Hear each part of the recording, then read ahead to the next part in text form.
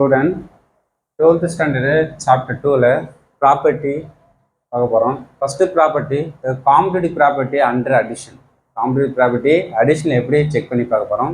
For any two complex number z1 z2 we have z1 plus z2 equal to z2 plus z1 verify பண்ணுவோம். Okay சரி, okay. Two complex number x1 plus y1 first complex number, second complex number z2 equal to x2 plus y2 consider பண்ணுறோம். Okay, நானாக எடுத்துக்கிட்டேன். இப்போ ரெண்டு add பண்ணலாமா? z1 plus z2, z1 value plus z2 value. Next x1 இது real number, இது செட்டாக use பண்ணி இது ரெண்டு i காமன் ஃபேக்டர் தான் y1 plus y2.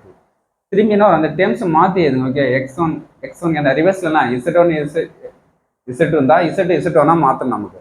அப்போ அந்த வேரியபிள் மாற்றிடுது. அப்போ x1 கிட்ட x2 எது x1 ரெண்டு சேம் தான். ஓகே, 1 plus 2னா 2 plus ரெண்டு சேம் தான்.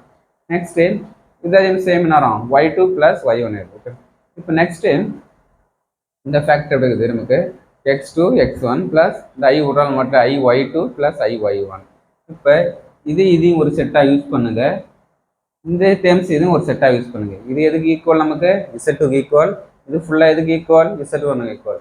அப்போ z1 z2 எதுக்கு ஈக்குவலாக இருக்குது z2 ப்ளஸ் z1க்கு ஈக்குவல். ஓகே, இதுதான் காம்படிட்டிவ் ப்ராப்பர்ட்டியோட ப்ரூஃப். ஓகே, லாஸ்ட்டு ஹென்ஸ் ப்ரூஃப்னு எழுதிங்க. Okay, thank you student.